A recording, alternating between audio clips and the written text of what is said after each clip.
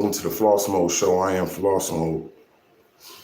Man, we gonna get into it today because this been itching me for the last week or so. About the last 2 weeks, this shit has been really just getting at me and itching. You know what I mean? About the recent allegations that Tupac and Michael Jackson took a fade and had a fight. Nope, I'm not believing it.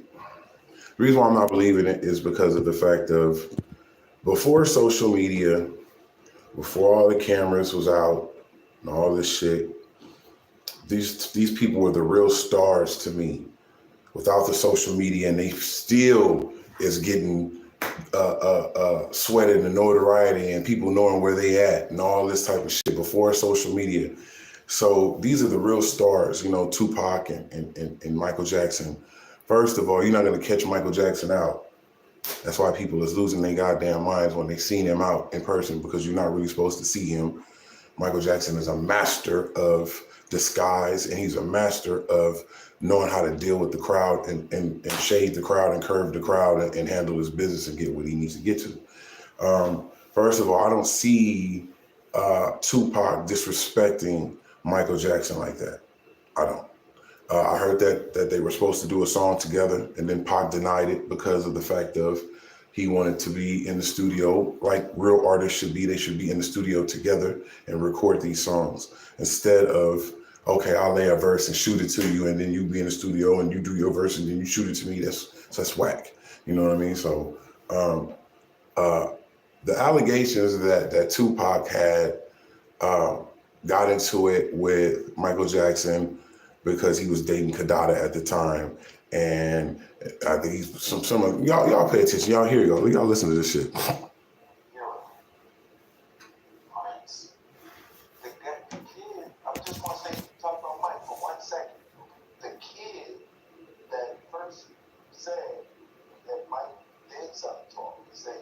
Took a shower. Here it is, years later, Mike then died. He says, my parents were killed. The feds coerced me. So, did Michael do? This is what makes it seem strange. People saying we got way too much power. Now let's look at this. I don't understand why niggas would get on there. Now, all the rest of the stuff that dude is saying is true about Michael Jackson. First of all, they said they had a lot of allegations about Michael Jackson. Same shit that they doing at Diddy right now, saying that Michael Jackson put liquor in soda cans and was calling it Jesus juice and all of that. But the sad part about it is that as these kids who put the allegations on Michael Jackson, as they got older, they felt so bad about it that they had to come out. I forget dude's name, Corey, I forget his name, the white kid. He had passed on and died, but before he had died, he said he had to get off his chest that Michael Jackson didn't essay them. You know what I'm saying? That the police came in there and told his mother to push that narrative. You know, they had Michael Jackson, because of that, they had Michael Jackson naked. They've taken pictures of Michael Jackson. We want to see if he's all the same color since he has vitiligo and all this old shit. So basically just railroaded him and put him through the ringer before Michael Jackson had passed. You know, it's a sad thing. But back to the narrative on Dude and them. I don't understand why they would come on the internet and speak about all the rest of this shit that was true. But when they speak about Michael Jackson and Tupac having a fight, they going so out of the way of it. You know, they comedians. Shout out to Boo Capone.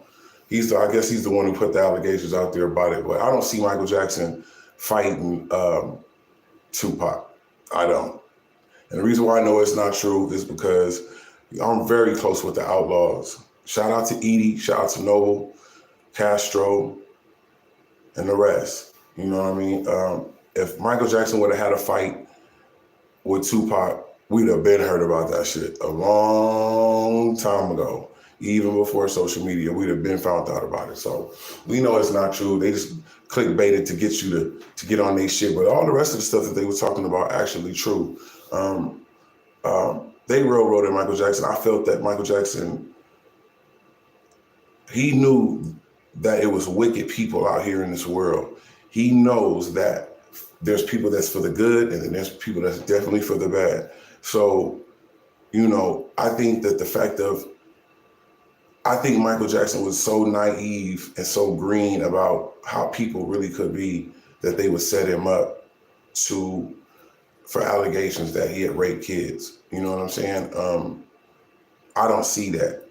You can't put up that fake persona for so long. Eventually it's going to come out. You know what I'm saying? And if you can't hide some shit like that, and if you want some other shit, you can hide it for a long time, it's a cold piece. Because most people can't keep up a lie like that. You could tell that Michael Jackson was genuine in his speech and how he felt about the world. You know, I felt like where Michael Jackson messed up at was to not fight, to not fight and defend himself. You know, just give them whatever they want. All they want is some money. Just give them what they want. So to the world, it looks like you just paying hush money for some shit that you're doing undercover, when that wasn't the case at all. That you know, a lot of these parents, I blame a lot of these parents on the stuff that goes on with these children. Same case with R. Kelly. You know, they could put the blame on R. Kelly, and he probably was wrong on a lot of stuff he was doing, but those parents was pushing the narrative on to R. Kelly. You ain't gonna ever go see him ever before in your life. You better get on there now, do whatever you can to get. Well, what's the dude, the bass player, R. Kelly bass player? That's his niece that they accused R. Kelly of. He still was in the band and was playing. Like, fuck all that. Shit, she been around the corner 2 or 3. That little girl that they accused R. Kelly about, she didn't seem like no regular 14-year-old girl to me. She seemed like she been up the block and around the corner to me. You know what I mean? So still in all, he was still wrong for doing what he was doing. But the bass player, that's his niece. He was like, I'm still playing the bass. I'm still gonna play the bass. You know what I'm saying? So a lot of times these parents push these kids on to these celebrities. I thought about it. I still feel the same way that I felt about Michael Jackson's allegations. I still feel the same way that I felt that when I seen it then. I didn't believe it. I never believed it. I never believed it. You know what I mean? I don't know, man. I don't know why they would say that. That shit ain't even funny to me, really. Like, you know what I'm saying? Michael Jackson and Tupac having a fight. You know what I mean? Like, come on now. Like, don't even make sense. But it is what it is on the internet. Niggas is listening to it. And then people will run with it. They'll make it seem like it, how they made it seem like it was so believable. You know what I'm saying? Oh, he cussed out Kadada. Michael's like, that's like my niece. Who you think you talking to? Yada, yada, yada. No. That's Quincy Jones' daughter. If Tupac really got out of pocket like that, that's another thing that I wanted to speak about too. All these rappers that's dying and dead, drill rappers and shit, you know, a record company, just because they sign you, that don't mean that they like you personally. You might be dope as shit, you know what I'm saying? And they see that you have the potential to sell records. Because at the end of the day, that's what that shit boils down to. Selling records. That's what that shit is about. You know what I mean? And so the record company may not like you personally. You know what I mean? And so a lot of the times, who do you think that has the resources and the write-off cash to get your ass moped up off here, up off this earth? The record companies. And then they sit back and let everybody blame each other for the shit that happened, and they sit back and collect all the money from you being dead.